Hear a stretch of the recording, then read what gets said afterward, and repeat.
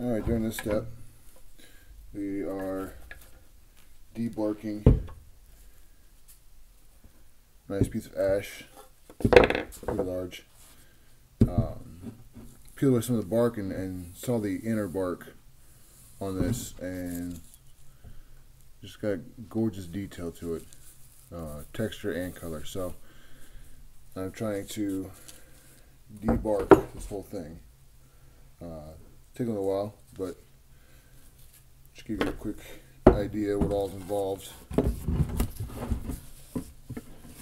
Just got a small chisel.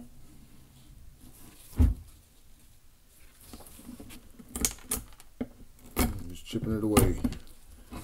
Finding that one side is fairly loose. Just fairly easy to get off. Getting some bigger pieces here. The rest of it is sealed in pretty tight.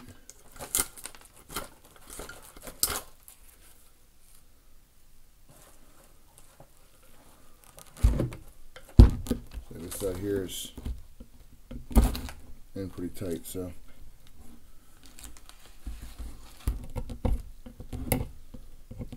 keep working at it and see what we come up with.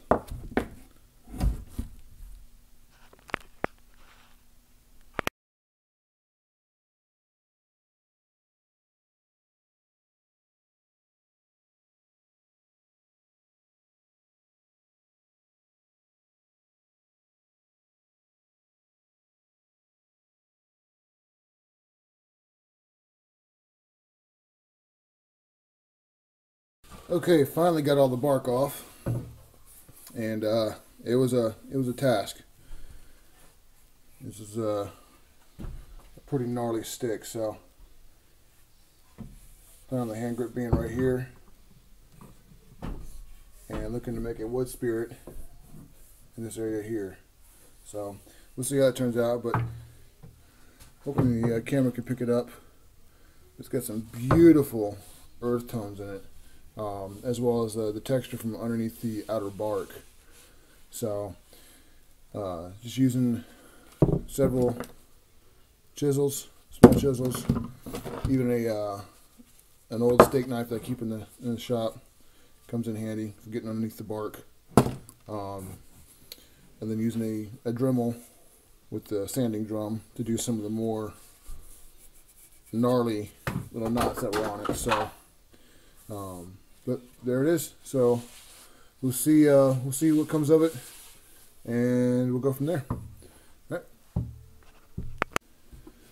All right. So the next step I decided to go with was to inset a handhold, as this is such a wide stick. See here, this is probably a good 2 inches across, maybe 2 1/4. Decided to inset the handle a little bit.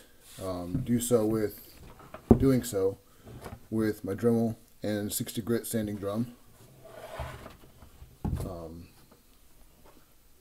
As always, safety equipment. You don't want any of this stuff getting in your eyes, and you definitely don't want it getting in your lungs. Trust me, it's nasty. So with that, I got a little bit further down to go, and then break out some hand sandpaper. Do some 120 and get up to 220, nice and smooth, and then I might do a checkered grip. We'll see. Next step I've done is cut it about a 2-inch piece off the top to work as a cap. I wouldn't recommend this for any kind of weight bearing. Put a handle on it because it will fall off with any kind of force. But just as a cap, it works. What I use as a connector are 4 little magnets. They came out of Kids Toy Magnetics. Kids were swallowing these and it's getting stuck in your intestines. So makes a good strong connection. The more you use, stronger it'll be, obviously. I use 2. Intentions are to put a small compass in this section here, and then I'll tether these 2 parts together with paracord. What I've also done is hollowed out a 2.5 inch, almost 3 inch hole. Doing this, I used a 7/16. Oh, I'm sorry. It's a 9/64. Big difference. 9/64 drill bit as a pilot hole. Lined up my spade bit, 3/4 inch, to make sure I would not come out of the sides or hit my magnets. Mark my lines with pencils, my center line here, and then my pilot holes will be here and here, and then followed up with a 3/4 inch spade bit.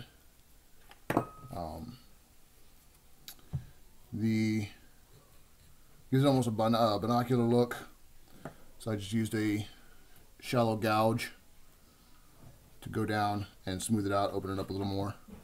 So just another trick that you can use.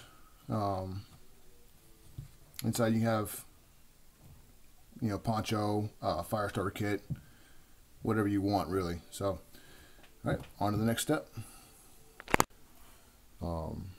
And you see it's got a bit of a curve going back. The stick's pretty tall. All in all, it's a little bit over 5 feet tall, so it's more of a staff. But our face is going to end up being here. So I've just started it. You can see the pencil lines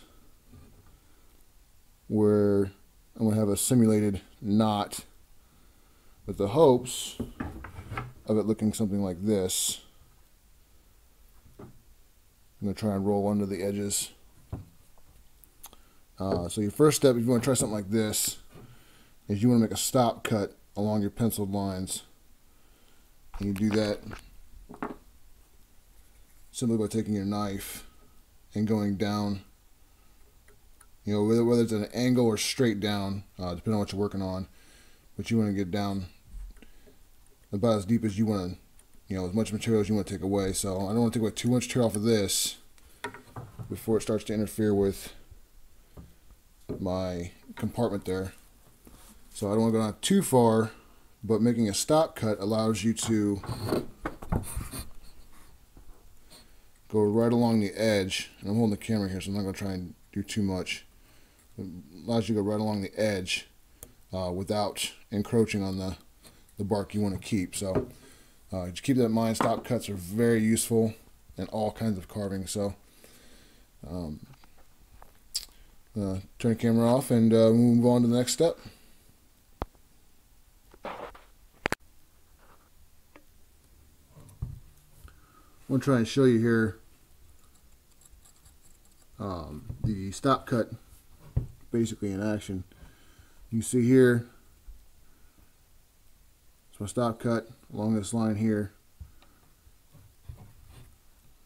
All I'm going to do is very carefully run the knife along that edge. Start working down into the corner there. You kind of see the general overall shape I'm going for. It's not very deep, as you can see. Just wanted to get a idea of the area I'd be working with before I started working on the wood spirit itself. I'm still going to go down, I don't know, maybe another 1/16 of an inch, maybe 1/8 of an inch if I can squeeze it in, but that should be good. So either 1/16 or 1/8 of an inch, and then I'll start working on roughing out my wood spirit from there.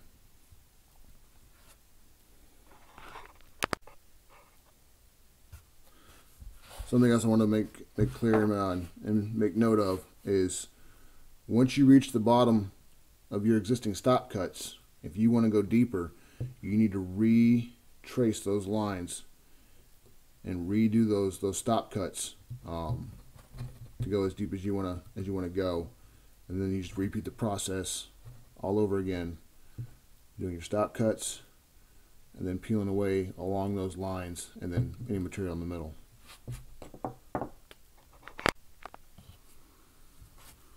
So I've cleared out a little more material, not a lot more. More will get taken out, the closer we get to being done. I've drawn out a template here. You see you've got a center line running down. You've got where your eyes are going to be, the eyebrows, and the start of the nose. I do want to make one note. As I stated before, this is only my second wood spirit, so I am not an expert in wood spirits at all. While I do have some carving experience, I'm following a guide on YouTube by a guy by the name of Buckskin 066. Has a really easy to follow how-to on how to do this. It's a slideshow, but it takes you step by step, and I showed you my first attempt and how well it turned out. So I'd highly recommend that. So we'll get a little bit further, and I will show you where we're at with that.